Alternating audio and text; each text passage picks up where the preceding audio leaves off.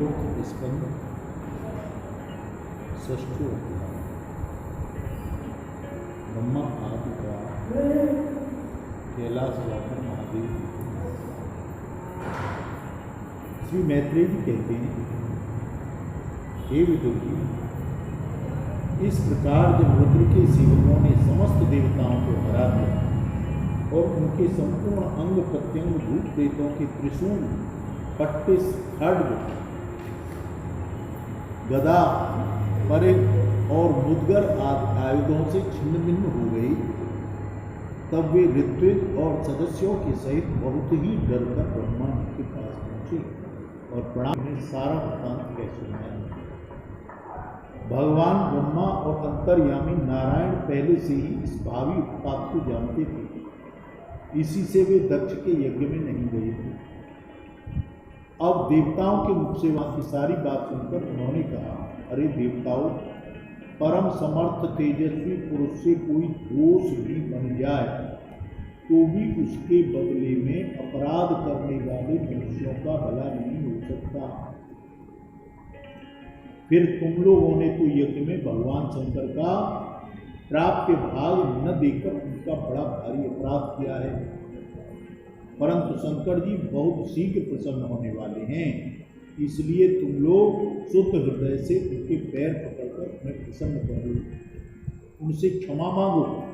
दक्ष के दुर्वचन रूपी बाणों से उनका हृदय पहले ही बिध रहा था, उस पर उनकी प्रिय सती का वियोग हो गया, इसलिए यदि तुम लोग चाहते हो कि वह यज्ञ फिर से आरंभ होकर पूर्ण हो तो पहले जल्दी जाकर उनसे अपने अपराधों के लिए क्षमा मांगो, नहीं तो उनके कुपित होने पर लोकपालों के सहित इन समस्त लोगों का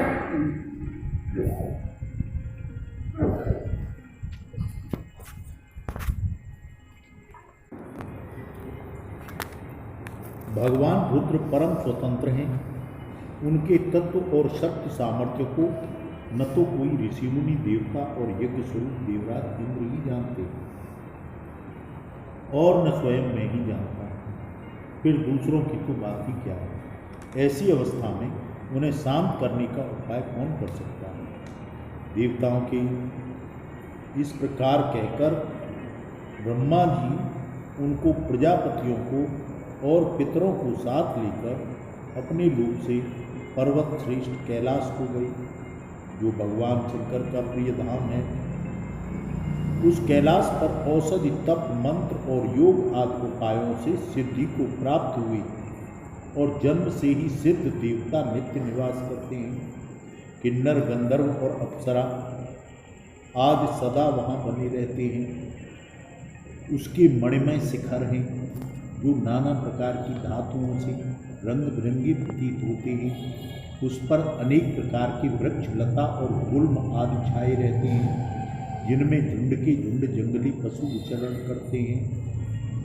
वहाँ निर्मल जल में अनेकों झरने बहते हैं।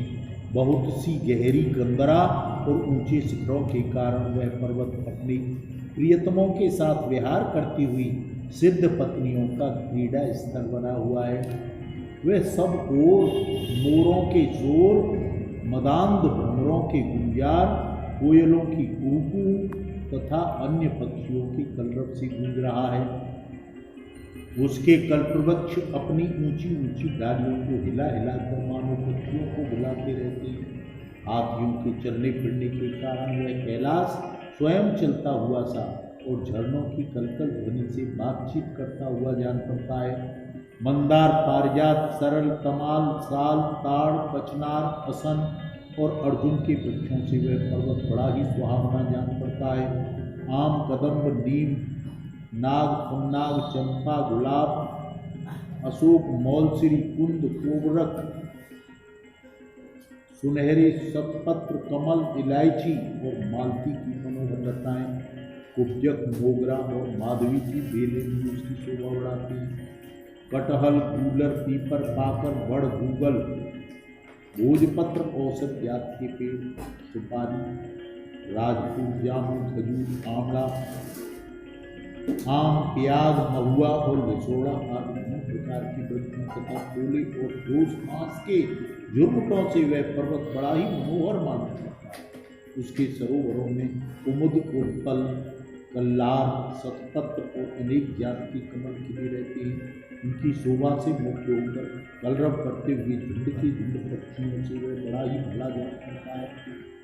वहाँ जहाँ तहाँ हरिण, बानर, सुअर, सिंह, रीछ, शाही, नीलगाय, सरप, बाघ, कृष्णमय भैंसे, कर्णांग, एक पद, अश्वमुख, भेड़िए, कस्तूरी मृग घूमते रहते हैं। तथा वहाँ के सरोवरों के तट केलों की पंक्तियों से घिरे रहने के कारण बड़े शोभायमान होते हैं। उसके चारों ओर नंदा नाम की नदी बहती है, जिसका पवित्र जल देवी सती के स्नान करने से और भी पवित्र और सुगंधित हो गया है। भगवान भूतनाथ के निवास स्थान उस कैलाश पर्वत की ऐसी रमणीयता देखकर देवताओं को बड़ा आश्चर्य हुआ और उन्होंने अलकापुरी की एक सुरम्य पुरी और सौगंधिक वन देखा, जिसमें सर्वत्र सुगंध फैलाने वाले सौगंधिक नाम की कमल खिले हुए हैं। उस नगर के बाहर की ओर नंदा और अलकनंदा नाम की दो नदियां हैं। वे तीर्थपाद हरि के चरण रस से संयोग से अत्यंत पवित्र हो गई हैं। विदुर जी, उन नदियों में रति विलास से थकी हुई देवांगनाएं अपने अपने निवास स्थान से आकर जल पूजा करती हैं और उसमें प्रवेश कर अपने प्रियतमों पर जल उगीचती हैं। स्नान के समय उनका तुरंत का लगाया हुआ कुछ कुमकुम धुल जाने से जल पीला हो जाता है और कुमकुम मिश्रित जल को हाथ की प्यास न होने पर भी गंध के दूध से स्वयं पीते हैं और अपनी हड्डियों को खिलाते हैं। अलकापुरी चांदी, सोने और बहुमूल्य मणियों के सैकड़ों विमान छाए हुए थे, जिनमें अनेक यक्ष पत्नियां निवास करती थी। इनके कारण वह विशाल नगरी बिजली और बादलों से छाए हुए आकाश के समान जान पड़ती थी। यक्षराज कुबेर की राजधानी उस अलकापुरी सौगंधिक वन में आई। वह वन रंग बिरंगे फल फूल और पत्तियों वाले अनेक कल्प वृक्षों से सुशोभित था। उसमें कोयल आदि पक्षियों का कलरव, भौरों का गुंजार हो रहा था तथा राजहंसों के परम प्रिय कमल कुसुमों से सुशोभित अनेक सरोवर थे। वह वन जंगली हाथियों के शरीर की रगड़ से लगने से हुई घिसी हुई हरचंदन बच्चों का स्पर्श करके चलने वाली सुगंधित वायु द्वारा यक्ष पत्नियों के मन को विशेष रूप से मथी डालता।